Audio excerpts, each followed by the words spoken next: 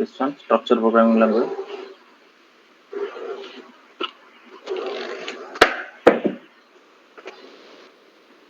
Tell me. Yes, sir. So what is the disadvantage of conventional programming?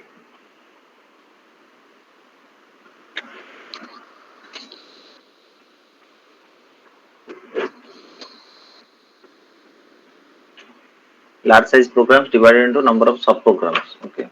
Because subprogram is nothing but its functions. These functions can call one another and there is no security. Okay. In conventional programming. So what is the importance? In conventional programming, importance is on doing things. Okay. How the task is to be done. That is the importance always given. Okay. Importance was not given to security of data. Data security was the least priority. Okay. Then data passes globally from one function to another. Most functions have access to global data. Okay. They are the disadvantages. Okay. Then what we will study in object-oriented programming?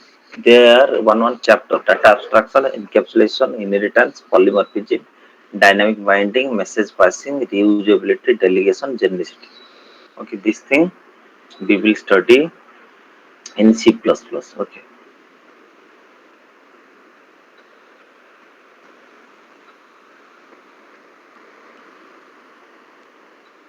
What is the advantages of object-oriented programming? The advantages are it can be comfortably upgraded. Okay. And using inheritance, we don't need to repeat the codes. Once we return the codes, okay, we can reuse it. Okay. Inheritance means inheriting the property or acquiring the property of others. Okay. So reductant program codes can be eliminated and the use of previously defined classes may be continued. Okay. Once it is defined, it can be reused. Okay. Then the technology of data hiding facilitates the programmer to design and develop safe programs that don't disturb code in other parts of the program.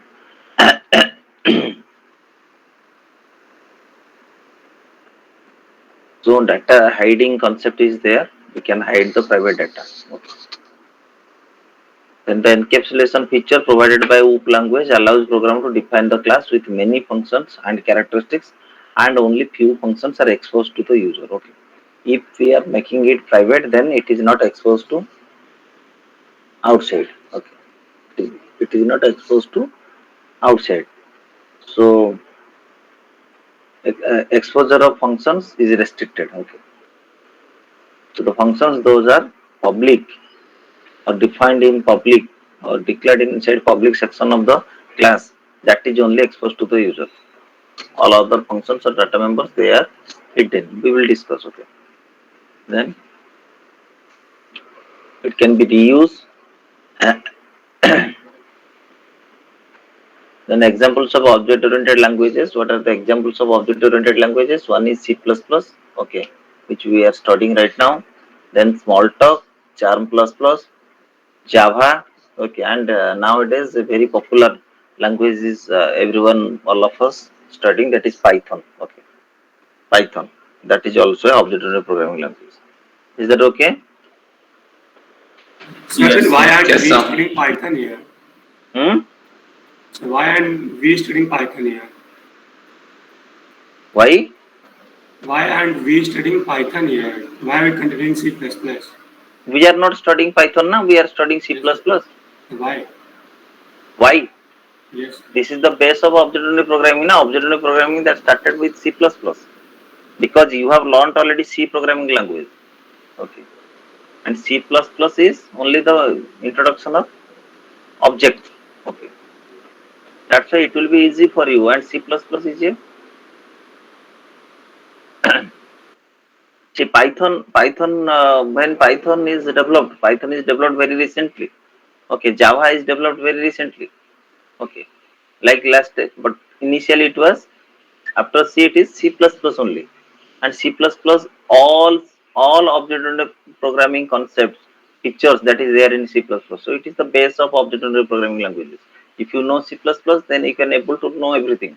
That's why whenever you are going to study about Java, always it is advisable or prerequisite to go for C++. Learn C++, then come to any object-oriented programming languages. Because all concepts, all features of object-oriented programming languages, that is in C++ only.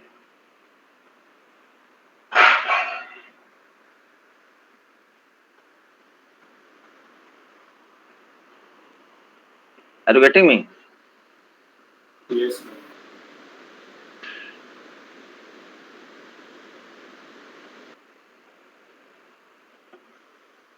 Then we are going to discuss about object and class. Object and class. Okay, what do you think about object? What is object?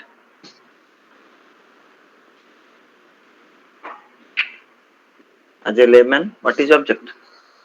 Anything you can see, that is object. Yes or no? Yes, sir.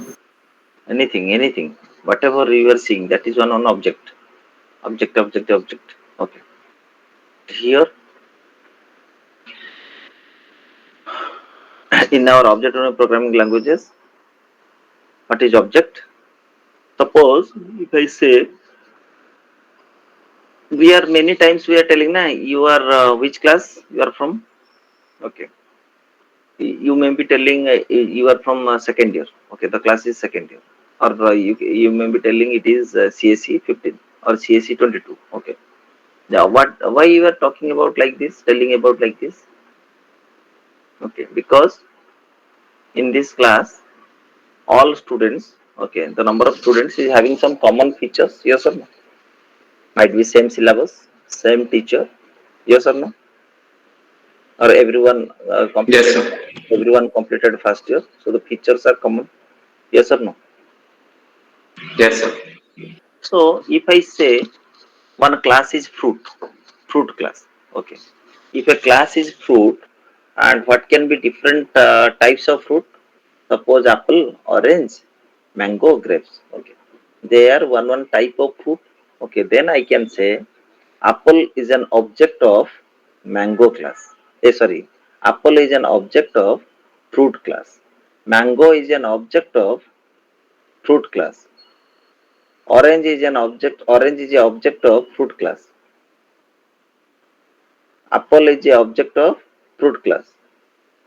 Mango is an object of fruit class. Grape is an object of fruit class. Okay. If class is fruit, then each type of fruit is one object. Okay. That means I can say object is a specimen of a class. Object is a specimen of a class. Yes. So we can say objects are primary runtime entities in an object-oriented programming language. Object, and always remember, object occupies space in memory. Every object of a class, they occupy space in memory. Okay. So what is class? Class is we can say it is a group of objects, collection of objects. Yes or no? Yes. Okay. Yes. Every object has its own properties or features. Every object has its own properties or features. Okay. Every object has its own properties or features. It can be singly recognized by its name. Okay. Object can be recognized by its name. They may represent a person. A person can be one object. A place can be one object. A bank account can be one object. A table can be an object. One type of fruit can be one object. Any data item, anything that can be one object. Okay. Anything that you visualize, anything that you see, they are objects. Yes. So when a program is executed, okay, when a program is executed, the objects interact with each other by sending messages. Okay. For example, if a customer, suppose there are two objects, one is customer object, other one is account object. Okay, and customer wants to know its balance. Okay, customer wants to know its balance. So what customer object will do? It will send one message to the account object. Okay, account object to know the requesting for the bank balance. Okay, so objects, and when it is requesting to know the bank balance, and when the account object sending the bank balance, it is only sending the bank balance of a particular customer. Okay, it is not sending accounts of all the customers in a bank. Yes or no? That's why when objects interact with each other, okay, they interact with each other without having to know details of each other's data or code. Are you getting me? It's not that they are Yes, sir. objects are interacting means they are knowing the details of each other. No. Okay. So here, if we have one object student, okay, if we have one object student, then these are the different types of features, okay, or characteristic of a student object, and this is the functions methods that the object performs. Okay, student object, total marks, average marks, display. Okay, they are different methods or functions of one object, and these are the features. Okay, what is class? Class is a group of object. I told you already, class is a group of objects having identical properties. Okay, if I will say class is a group of object means if you find different type of object and you will put make a group and you can say this is a class. No, this is not a class. It does not mean ki you bring any type of object and make a group and tell this is a class. No, it should have some, like I told you, third year or second year or CSE 15. Second year CSE 15 is one class. That means all the students of that class is having some common features or properties or common behavior or relationship in that way.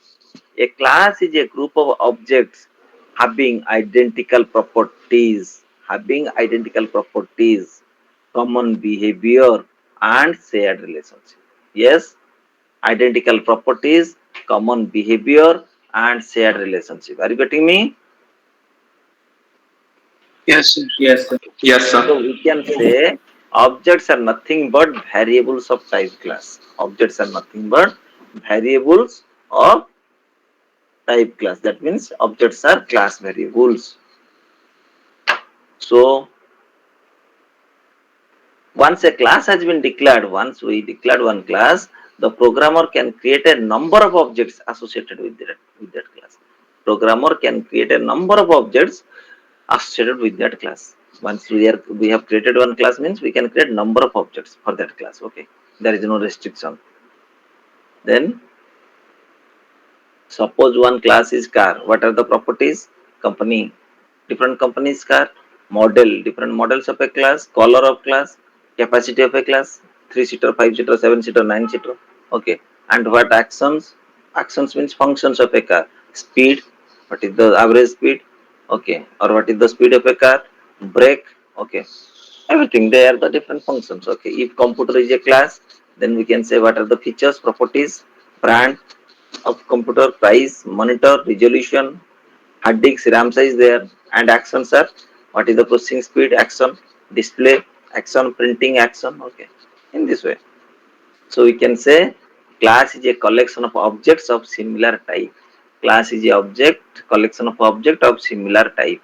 For example, mango, apple, orange are members of class fruit. Okay, if fruit has been defined as a class, then the statement how to create object, we have created one class fruit means write fruit, okay, class name, then space object name.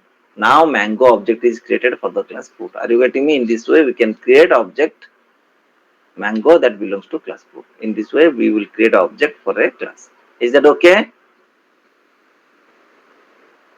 Okay, sir. Okay, just giving you 1 minute time, just go through it what we discuss now. All of you go through it.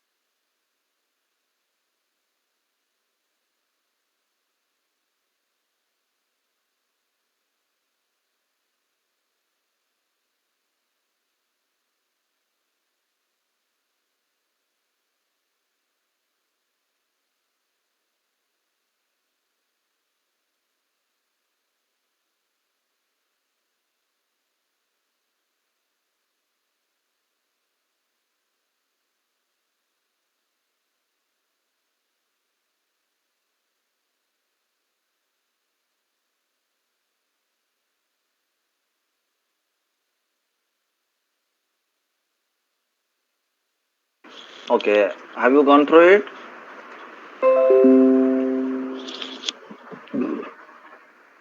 Tell me.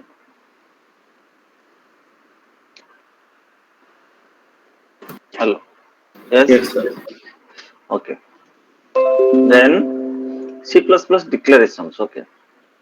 Simply you need to read this C++ declaration. What are the parts of C++ program? One is include files. Okay. At the top. Then class declaration or definition. After this include files. Okay. That means header files. We go for class declaration. Okay. And declare the class and define it.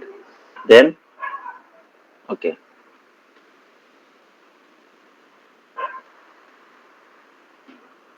Class function definition. Then main function. Okay.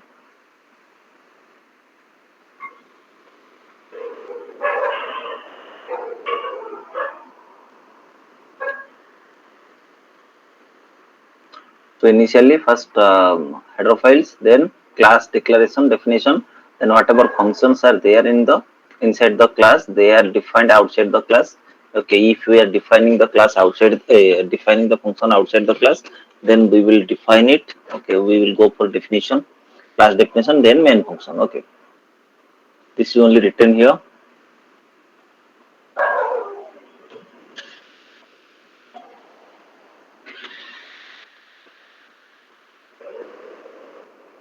So functions can be defined inside or outside the class. When it is advisable to define it inside the function, inside the class or outside the class, that we will discuss it later. But for the time being, you must know functions can be defined inside. That means class functions. Okay, the functions that is declared inside the class that can be defined inside the class or outside the class. Okay.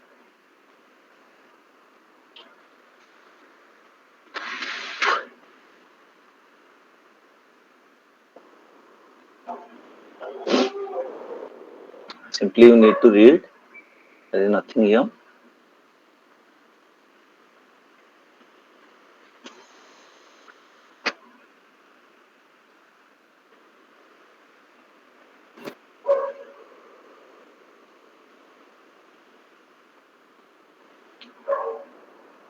Don't confuse by seeing this inline function. We will discuss it in, there is one chapter for inline function.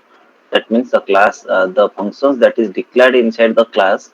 Okay, if it is defined there inside the class, if the function is defined, declared and defined inside the class, then that type of function is known as inline function. Okay, and if it is defined and if it is not a inline function, then we can define it outside the class. Okay, we have one chapter for inline function.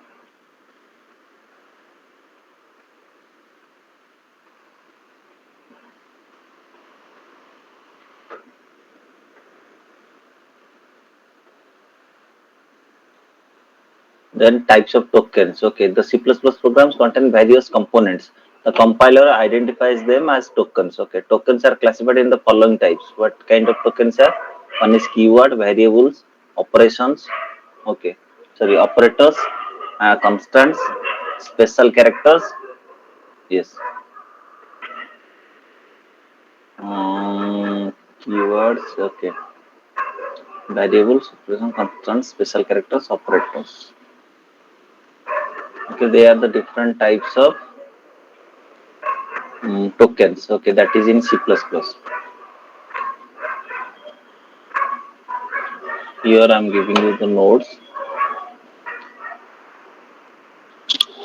This is operations, this is constant, this is special characters, this is operators.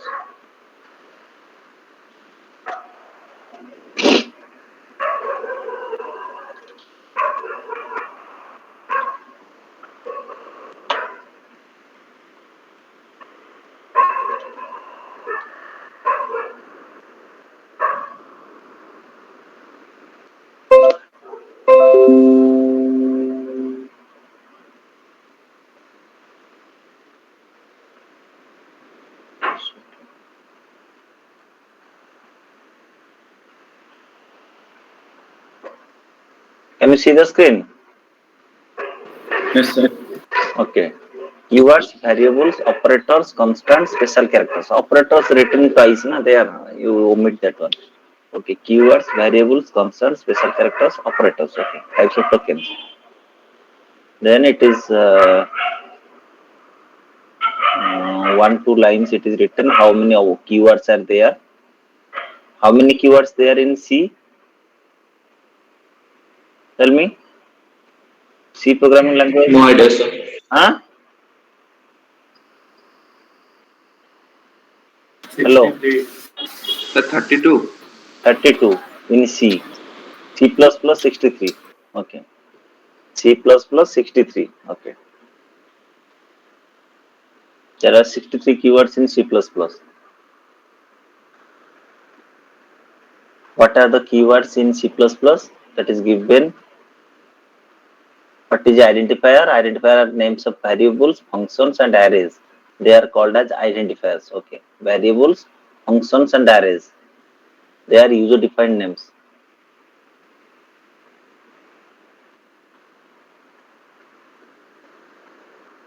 How to declare one variable that you know in C programming language. Still, once again, it is there.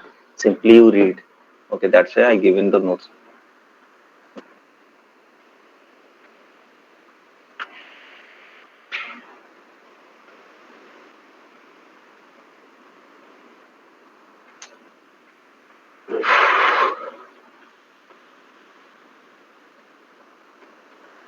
Sir, what does public and private means? Hmm? We have not discussed that thing. We will discuss. Don't worry. We are coming.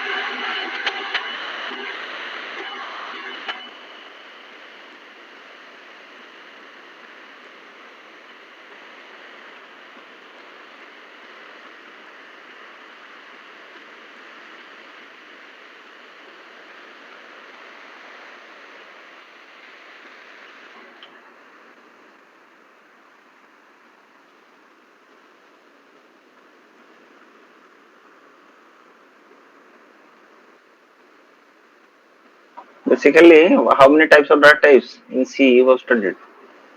Basic or primitive, derived, and user defined. Yes or no? Some books it is Yes, also sir. written void. Void is one type of data type sometime. Or you may also tell three types. One is basic, user defined, derived. Okay. Which are basic data types? Which are derived? Which are user defined? These are the basic data types. Okay. Integer, character, float, they are basic. Derived is pointers, functions, arrays, references. Pointer, function, arrays, they are derived data type. And class, enum, okay. Union, structure, they are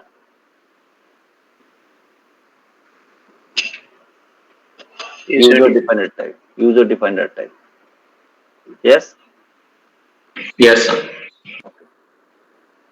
So I given you the notes. Okay, all of you go through it. Okay. Okay, sir. All of you go through it. This is C++ declaration 1, 2. Okay. And intro 1, 2. This much should be finished. Yes.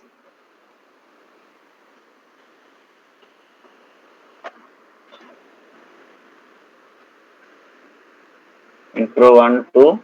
Then this one, this should be over. Okay. Lecture 3, 4, I will start. Is that okay?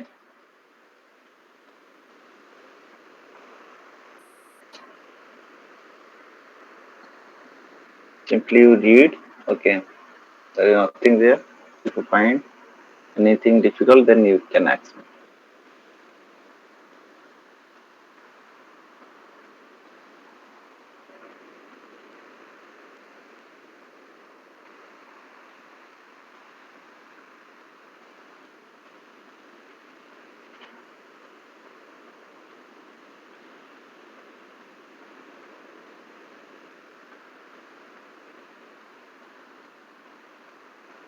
Here in the notes there is given what is constants, what type of constants are literal constant, symbolic constant, that is being given. Okay, simply you read, you can understand there is nothing there, and you have those things, pointer and variable both constants. Okay, constant, pointer, constant. Okay, operators. Okay, what kind of operators are arithmetic operator, relational operator, logical operator, assignment operator, increment or decrement operator, conditional operator, bitwise operator, special operator.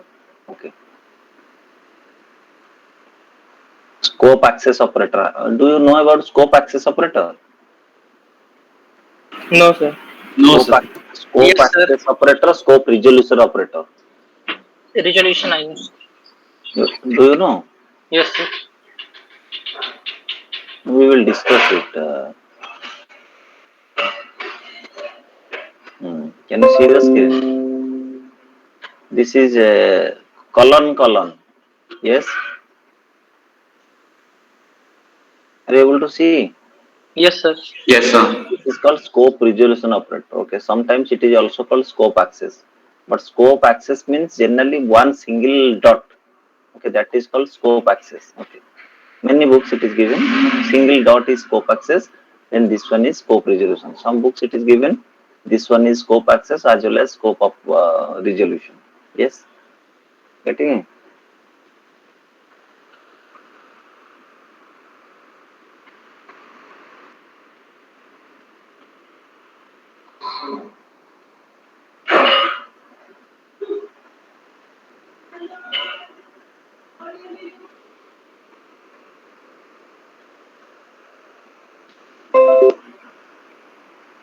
Just go through it. Chapter 1 and chapter 2, whatever notes I given you, just go through it. Is that okay?